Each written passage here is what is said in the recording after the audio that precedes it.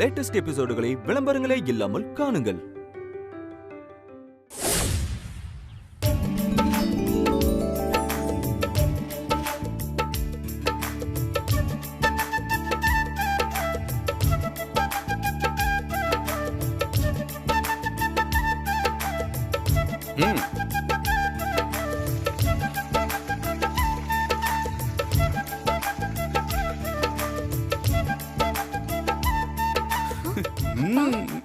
சீதா, என்னங்க நம்ம வீடு எப்படி இருக்கு பாத்தியா?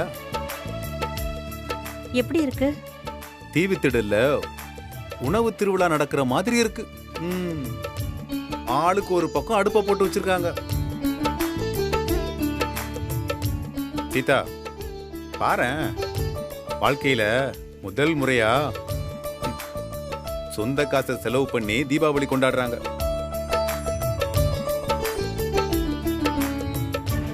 ஏன் கண்ணு, போன தீபாவளிக்கெல்லாம் எல்லாரும் ஒரே அடுப்பை வச்சு சந்தோஷமா கொண்டாடி இருப்பீங்க. இந்த தீபாவளிக்கு ஆளுக்கு தனியா அடுப்பு வச்சு உட்கார்ந்து இருக்கிறீங்க. ஆமா அத்தை, நம்ம வீட்ல எப்பவுமே தீபாவளிக்கு கடையில ஸ்வீட்டு காரம்னு எதுவும் வாங்க மாட்டோம். எல்லாமே வீட்ல தான் செய்வாங்க. வருஷம் பூரா வெளியே தானே வாங்கி சாப்பிடுறோம். அதனால தீபாவளிக்கு வீட்ல தான் செய்யணும்னு அப்பா ஸ்ட்ரிக்ட்டா சொல்லிருக்காரு. ஏன் அத்தை, நீங்க வீட்ல செய்ய மாட்டீங்களா? இருக்கிற 3 பேருக்கு அத்தெல்லாம் யாரு வீட்டுல செஞ்சுன்னு இருப்பாங்க? இந்த மாசம் 100 ரூபான்னு பண்டுலாம் பிடிப்பாங்கல்ல, இந்த தீபாவளி பண்டு, அத்த ஒண்ணு போடுவோம். அவனே தீபாவளிக்கு முன்னாடியே இந்த பட்டாசு பலகாரம் எல்லாத்தையும் சேர்த்து குடுத்துட்டு போடுவான். எங்க தீபாவளி எல்லாம் அவ்வளவுதான் கண்ணு.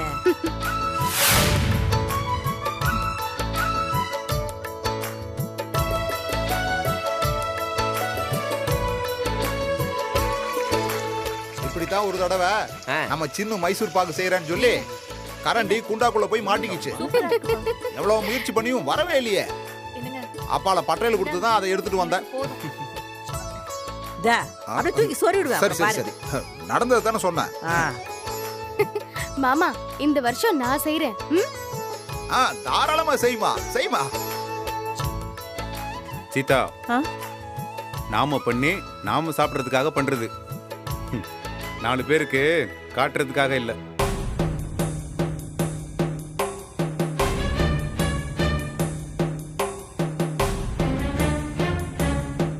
மா, சும்மா வர தேவையில்லாம பேச வேணான்னு சொல்லுங்க. இவ்வளவு பேசுறவரு அப்புறம் அவர் மட்டும் இதுக்கு நடுவில் கொண்டு வந்து அடுப்பு வச்சிருக்காராம். பூஜை பண்ணவா? என் வீடு என் பொருள், நான் எங்க வேணாலும் வைப்பேன்னு நீ சொல்லு சீதா. இந்த அம்மா ஒரு அரை வடை சாப்பிடுவாங்க, அவரு ஒரு அரை வடை சாப்பிடுவாரு. மொத்த குடும்பமும் சேர்ந்து முழுசா ஒரு வடை சாப்பிடறதுக்கு தான் இவ்வளவு சீன் போடுறீங்களா? சீதா, இந்த சவுக்கு எங்க வச்சேன்? நீங்க அதை பார்த்த?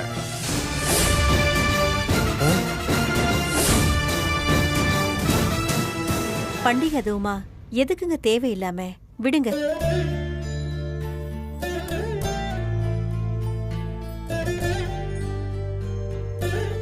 ஏன் சீதா, நம்ம 2 பேருக்கு இந்த மல்லிகை செலவு, எண்ணெய் செலவு இதெல்லாம் சேர்த்து 1500 ரூபாய்ச்சே. பக்கத்து வீட்டுக்காரனுக்கு எவ்வளவு ஆயிருக்கும்? ஏய், எதுக்கு இப்ப இந்த டிராமாவெல்லாம் பண்ணிட்டு இருக்க?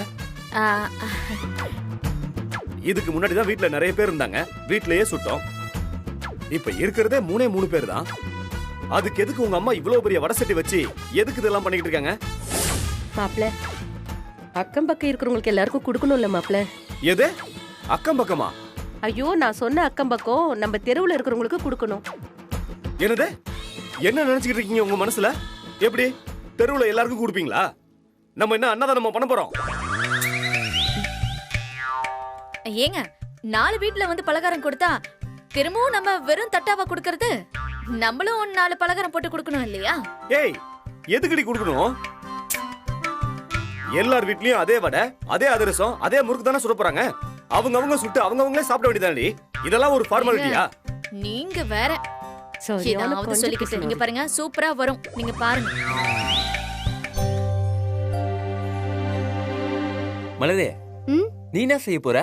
எங்க அம்மா ஸ்பெஷல். அம்மா ஸ்பெஷலா? கோதுமை ஹல்வா, கேரட் ஹல்வா, மஸ்கோத் ஹல்வா, ஃப்ரூட் ஹல்வா, அப்புறம் பூசணி ஹல்வான்னு எவ்வளவோ வெரைட்டி இருக்கு. ஆனா எங்க அம்மாவோட ஸ்பெஷலா பீட்ரூட் ஹல்வா செய்வாங்க. பேரிச்சம்பழம், ரோஸ் எல்லாம் போட்டு அது வேற எங்குமே கிடைக்காது. எங்க அம்மா கையில மட்டும்தான் கிடைக்கும். அதான் இன்னைக்கு நான் செய்ய போறேன். ஏமா அம்மாவோட கைப்பக்குவம் உனக்கு அப்படியே வந்துருமா? சமையலுங்கிறது கையில மட்டும் செய்யறது கிடையாது, அது மனசுலயும் இருக்கணும். நல்ல மனசுக்காரங்க சமைக்கும் போது எப்பேற்பட்ட சமையலா இருந்தாலும் அது டேஸ்டா இருக்கும். நல்ல மனசு இல்லாதவங்க சமைச்சா எப்பேற்பட்ட சமையலா இருந்தாலும் அது டேஸ்ட் கம்மியா தான் இருக்கும். ஆமா. ஏன் சார், ஹோட்டல்ல சமைக்கிறவங்க அத்தனை பேரும் நல்ல மனசுக்காரங்களே என்ன? நல்லா டேஸ்டா தானே சமைக்கிறாங்க. ஏன் சார் சின்ன பிள்ளைய போய் இப்படி பேசுறீங்க? எல்லாம் என் மருமக செய்யறது நல்லா டேஸ்டா தான் வந்துக்கும். சாப்பிட்டு பார்த்துட்டு சொல்லு அண்ணாத்த. சீதா, நான் பொதுவா தான் பேசிட்டு இருக்கேன். நான் யாருக்கும் பதில் சொல்ல வேண்டிய அவசியம் இல்லை. ஏமா அப்பா எப்பவுமே இப்படிதாம்மா. ஆப்படிக்கிறவனை அடிக்க விட்டு வேடிக்கை பார்ப்பாரு, அன்பா இருக்கிறவங்கள அழ வைக்கணும்னு பார்ப்பாரு. இது பாரு, நீ எதையும் கண்டுக்காம சமையலை செய்யுமா. பாரு கண்ணு, என்ன கண்ணு போடணும் பழிக்க? ஏதோ இத போட்டுட்டு போட்டா இத போடு. ஓகேவா? ஆமா.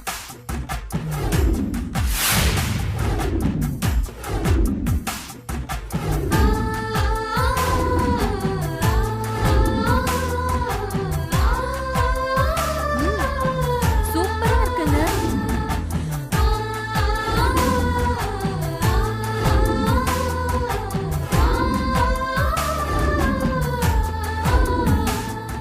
ஏன் சீதா, என்ன 4 லிட்டர் வாங்கினதுக்கு 600 ரூபாய்ச்சே?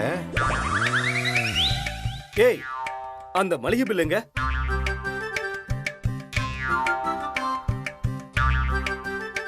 என்ன எத்தனை லிட்டர் வாங்கின? ஒண்ணு இல்ல மாப்ள, கொஞ்சமா தான் 12 லிட்டர் தான் வாங்கினேன். எவ்வளோ? 12 லிட்டரா? என்ன திருவண்ணாமலைக்கு போய் தீபம் ஏத்த போறீங்களா? மாப்ள, எண்ணெய் கொஞ்சம் அதிகமா ஊத்துனாதான் அதிரசம் கொஞ்சம் முருகலா வரும். அதுக்காக தான் ஒரு 2-3 லிட்டர் எக்ஸ்ட்ரா வாங்கிட்டேன். என்ன அதிரசத்தை எல்லாம் எண்ணெய்க்குள்ள ஸ்விம்மிங் பூல் கட்டி நீந்த விட போறீங்களா? 2 ஸ்பூன்ல எடுத்து ஊத்தி இந்த தோசைக்கல்ல சுட முடியாதா? என்னங்க நீங்க மானத்தை வாங்குறீங்க? என்னடி மானத்தை வாங்குறேன்? மானத்தை வாங்குறதெல்லாம் இருக்கட்டும், நீங்க பாட்டுக்கு பணத்தை வாங்குறீங்களேடி. இங்க பாரு, மானம் போனா ஒரு பிரச்சனையே இல்ல, ஆனா என் பணம் போனா ஐயோ. ஏதாவது சொல்லிக்கிட்டே இருங்க. 12 லிட்டர் எண்ணெய் சாப்பிடுங்க. ஏமாமா, இந்த காரைக்குடியில இருந்து யாரோ இந்த ஆச்சி வந்து சுட்டு கொடுப்பாங்கன்னு சொன்னீங்க, அவங்க என்னாச்சு மாமா? நீங்க வீட்டுல சும்மா தானே இருக்கீங்க மாப்பிள்ள, நாம எதுக்கு தண்டத்துக்கு காரைக்குடி வேற போனோம்? நீங்க வேற ஸ்வீட் நல்லா செய்வீங்கன்னு உமா சொன்னா. அதானே, வீட்டுக்குள்ளே ஒரு ஆட்சியை வச்சுக்கிட்டு ஊரெல்லாம் போய் ஏன் தேடணும்? ஏங்க, இன்னைக்கு உங்க அப்பா தேவையில்லாம பேசிட்டு இருக்காரு. அட, அவர் என்னைக்குமா தேவையோட பேசிருக்காரு, நீ பேசாம விடுமா. உமா, நாம முறுக்கு சுடுற வேலையில மட்டும் கவனமா இருக்கணும். அக்கம் பக்கத்து பேசுற பேச்செல்லாம் கேட்டுட்டு இருந்தா நம்ம பலகாரம் கரெக்டா வராது உமா. பேசுறவங்க பேசிட்டு போட்டோம். ஆமா, இவரு பெரிய 5 ஸ்டார் ஹோட்டல் செஃப். இவரு ஆமா, 5 ஸ்டார் ஹோட்டல் செஃப் தான்.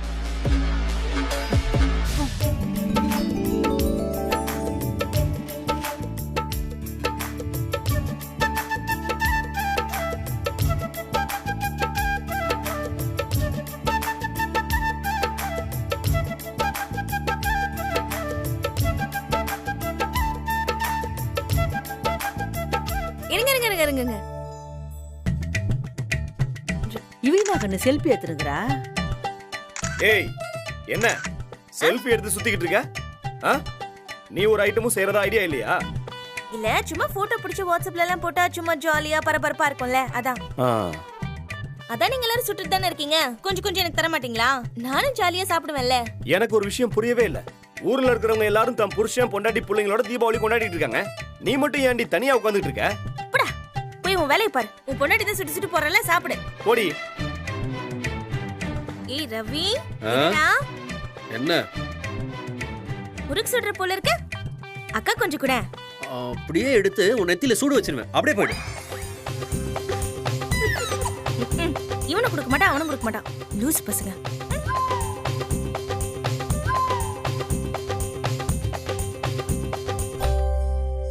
இந்த பாரு. ஸ்டாப். நான் முதல்ல சொல்ல வேண்டியதே சொல்லிடுறேன். எனக்கு 2 பிள்ளைங்க இருக்கு. எதில இருக்கிற பேர பிள்ளைக்காக சவுக்கு எடுத்து அந்த சாத்து சாத்துறீங்கல்ல. என் வீட்லயும் 2 பேர பிள்ளைங்க இருக்குன்னு ஞாபகம் இருக்கட்டும். அதுங்களும் ரொம்ப பாவம். தீபாவளிக்கு பாட்டி பலகாரம்லாம் சுட்டு தருவாங்கன்னு ரொம்ப ஆசையா ஏங்கிட்டு இருக்குதுங்க. எனக்கு ஒரு தூக்குல போட்டு அப்படியே தள்ளி விட்டா நான் அப்படியே சந்தோஷமா தூக்கிட்டு போயிடுவேன். என்ன சீதா இப்படி இருக்கா இவ? நீங்க கொஞ்சம் பேசாம இருங்க. சீதா, இந்த முறை 24 வகையான ஸ்வீட்ஸை நாம பண்றோம். இந்த ஹால்ல உட்கார்ந்து எல்லாரையும் பார்க்க வச்சு நிம்மதியா நம்ம சாப்பிடுறோம். எனக்கு சுகர் வந்தாலும் பரவாயில்ல. 24 வகை இல்ல, 64 வகையில பண்ணி புருஷனும் பொண்டாட்டியும் கூட தின்னுங்க. ஒருத்தருக்கு ஒருத்தர் மாத்தி ஊட்டி கூட விட்டுக்குங்க. டேய், ஆமாண்டா, நாங்க ஊட்டி விடுவோம், இல்ல ஊட்டி விட மாட்டோம். டேய், உனக்கு என்னடா வந்துச்சுப்பா?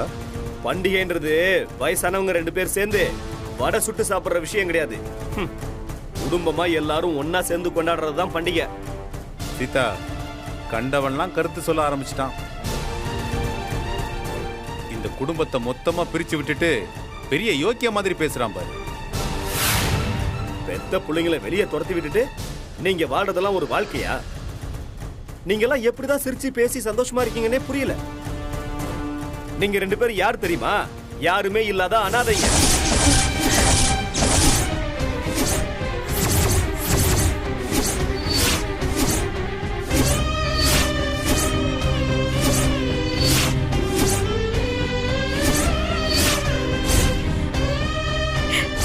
பெத்த பிள்ளைங்களை கோட்டை போட்டு பிரிச்சு விட்ட நீங்க 2 பேரும் அனாதைங்க தான். டேய், என்னடா சொன்ன?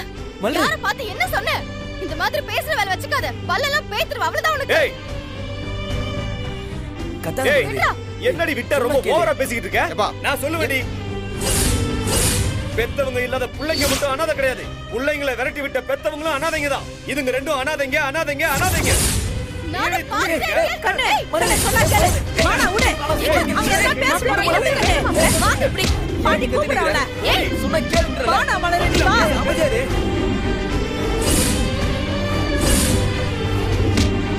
எங்க?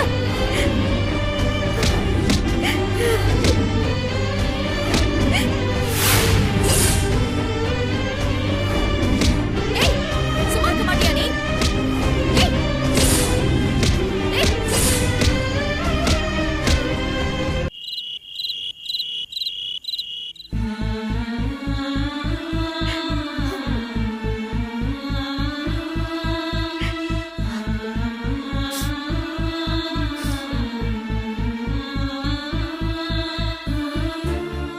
நாம பட்டதெல்லாம் போதுங்க. அவங்களுக்கு என்ன இந்த வீடு தானே வேணும்? எல்லாத்தையும் பிரிச்சு கொடுத்துருவோம்.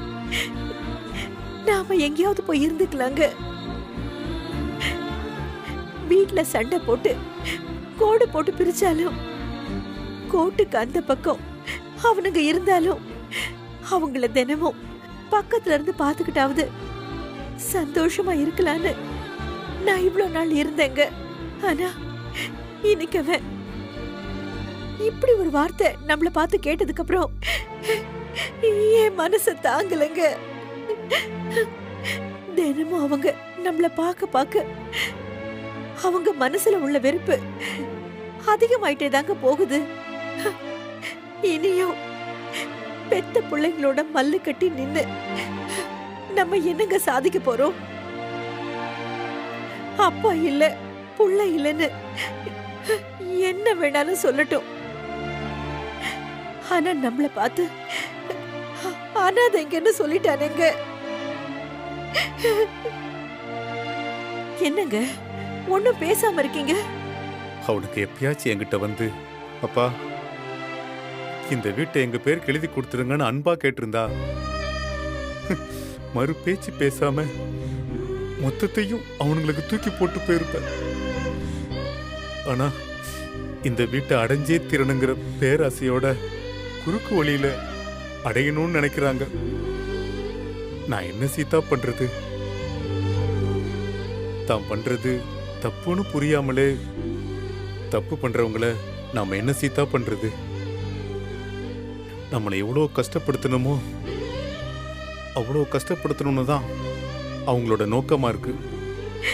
சீதா, நாம இந்த பிள்ளைங்களை பெற்றிருக்க கூடாது சீதா. உனக்கு நான், எனக்கு நீனு சந்தோஷமா இருந்திருக்கலாம்.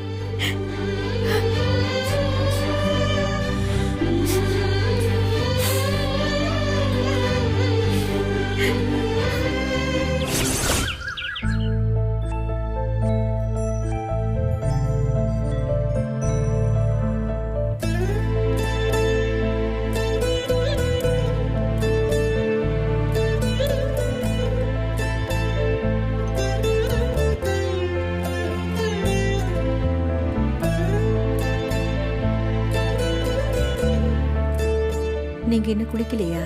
எப்பவும் தீபாவளி அன்னைக்கு நீதான் முதல்ல குளிச்சு புது புடவை கட்டிப்ப. நீ இன்னும் ரெடி ஆகலையா?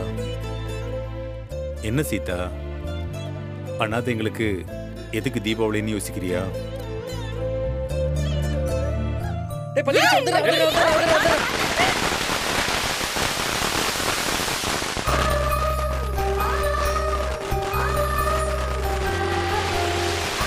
வா போலாம்.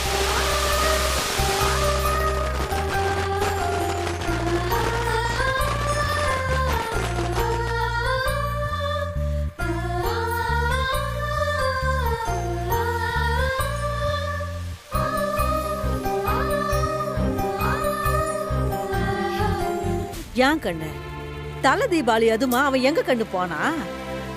யாரோ ஃப்ரெண்டு ஃபோன் பண்ணா வீடு வரைக்கும் போயிட்டு வரேன்னு சொல்லிட்டு போனாரு, இன்னும் வரல. இன்னைக்கும் அப்படி பண்ணினுக்கிறான் பாரு. எல்லாரும் எவ்வளவு சந்தோஷமா இருக்கிறாங்க, நீ மட்டும் இப்படி தனியா நின்னுக்கிற பாரு. பரவாயில்ல அத்தை, வரட்டும் விடுங்க.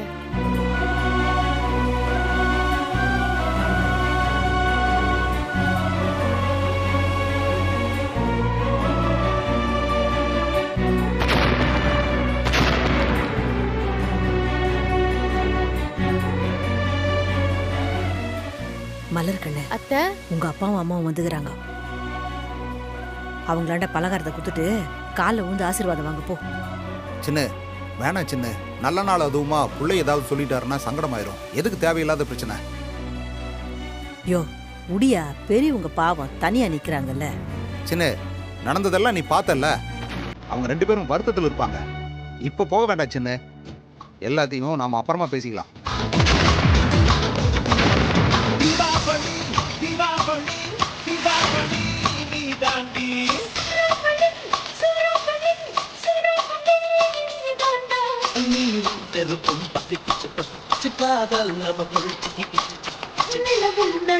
வந்துடுச்சு வந்துடுச்சு நீ அடக்கம் வந்துடுச்சு வந்துடுச்சு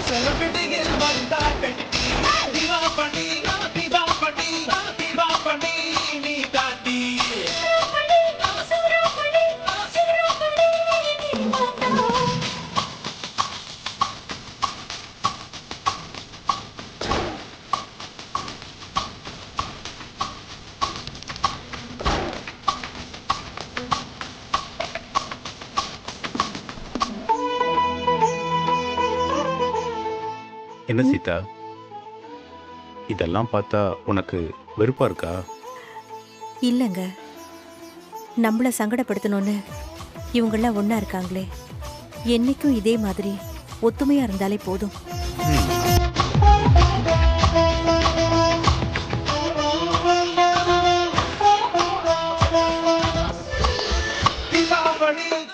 இதெல்லாம் சந்தர்ப்பவாத கூட்டம் சீதா. அண்ணன் தம்பிக்கு ஒரு வடை தர மாட்டான்.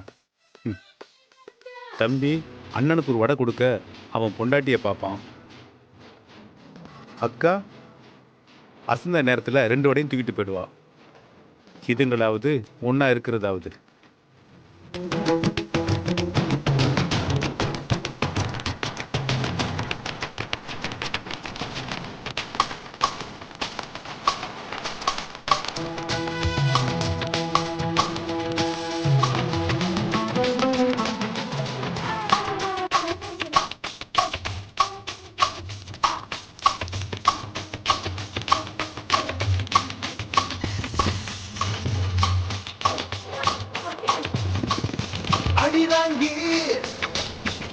சுமை தாங்கி அடி வாங்கி சுமை தாங்கி உன்னிடையோ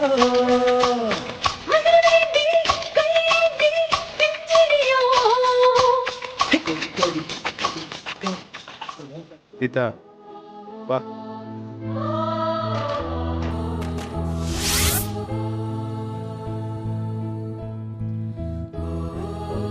மாமா இங்க நல்லா இருங்க ஆசீர்வாதம் மாப்பிள்ளை. பண்ணுங்க. அத்தை, நல்லா இருக்கு.